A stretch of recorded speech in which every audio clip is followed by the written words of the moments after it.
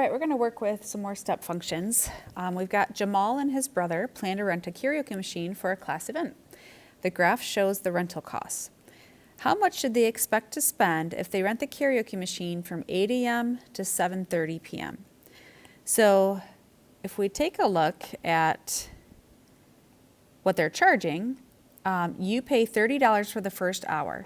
Now, you could only use the karaoke machine or rent it for 30 minutes. You're still going to pay for a full hour's worth. So we are rounding up. This is going to have a ceiling function applied to it. If we use the karaoke machine for 1.2 hours, they're not going to round down. They're going to round up and charge us for 2 hours. So let's keep that in mind. So we know that it's $30 for the first hour, and then it would be $10 for every hour after that.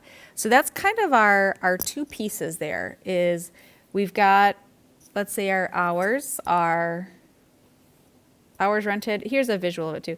We're going to say that those are your X values. So there I am defining the variables. X is our hours.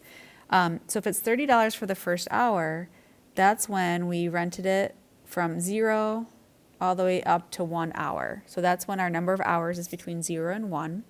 And then we are charged $10 after each hour, or $10 each hour after. This is reading weird to me. All right, that is going to apply when our number of hours is greater than 1 hour. Then we've got this different price. So let's figure out how we can represent both basically price functions or price rules, however you want to say it. So we have f of x equals, we're just going to start writing our function. And because we have two pieces, two price plans kind of, it's going to be a piecewise function. And because the prices are constant, that's why it's considered a step function. Okay, so we are charged $30 for the first hour. So that's going to look like $30. Instead of times x, what if x is like 0.7 for 0.7 hours? So we're going to round our number of hours up. So we're going to use a ceiling function on our number of hours.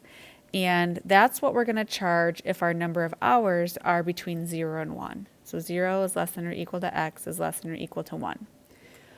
All right, so I'm going to give you a heads up. It gets tricky if you are renting for more than 1 hour. I mean, it doesn't get tricky to think about, but it gets tricky to represent it. So we're just going to go through, let's say that we rent for 1 hour. We know we're paying $30, right? Well, what if we rent for 2 hours? And I know it could be like 1.5 hours, which then we're being charged for 2 hours. So we're paying for the $30 because you have to pay $30 for the first hour, and then $10 for every hour after that. So we're going to pay $10. So here's an hour, there's our 2 hours. We're paying $40 if we're renting this for 2 hours. Let's say we rent it for 3 hours. Well, you got $30 for the first hour, but now we have to pay for 2 more hours at $10. So we're paying 2 more hours at the $10 price. 10 times 2 is 20. 20 plus 30, we're at $50 now. Let's say we rent it for 4 hours. You've got $30 for your first hour, plus $10 for how many hours after the first are we renting? Well, that's going to be for 3 hours. 10 times 3 is 30, times the first hour, or plus the first hour at 30, we're paying $60. So we're going to generalize, this. We recognize that we're paying the $30 in each example, right? We're paying $30, $30, $30, $30. That did not change. We also are going to pay $10 for additional hours. So we're going to multiply that by something. Now, if we're renting it for 2 hours, do you see how we didn't take the 10 and multiply it by 2? That's because we already paid for an hour, so you have an hour left over at the $10 rate. When it was $3, we didn't take our $10 and multiply it by 3. We already paid for the first hour. We had 2 remaining hours, so the $10 got multiplied by 2. So I can't just say 10 times X because I already paid for the first hour right here. So what we're doing is we're paying for the first hour here, and then $10 times our hours minus the 1 hour that we already paid for. So this -1 makes sure that we say, I already paid for an hour, so my hours left over is just 1 less. All right, so we're going to simplify this. This is 30 plus, we'll distribute the 10. We have 10x minus 10. So if I just simplify, I'm going to bring that 10x out front. 30 minus 10 is 20. And now we have our function. So up here, this is what we're going to write up here. However, our number of hours, we are rounding up. So we're going to use the ceiling function on the x. So that's going to look like 10 times our number of hours x rounded up, because we're paid for the full hour, whether we use it for the full hour or not. And this will apply to our number of hours that are greater than 1. Awesome. So we haven't answered the question yet. We just came up with a function we can use to answer the question.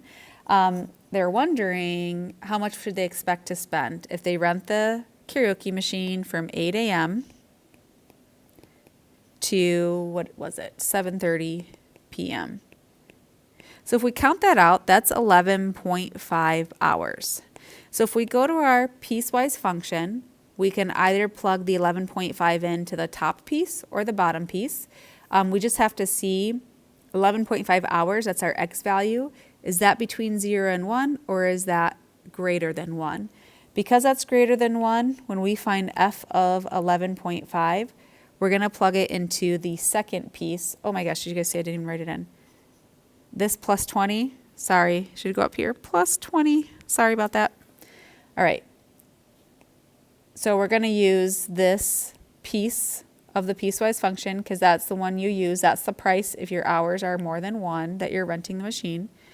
So we're going to do 10 times ceiling function applied to 11.5 plus 20. So if you round, it's a ceiling function, you take that 11.5, it gets rounded up to 12. We're going to pay for 12 full hours plus 20. 10 times 12 is 120. Plus 20. In the end, they can expect to spend $140 on this karaoke rental.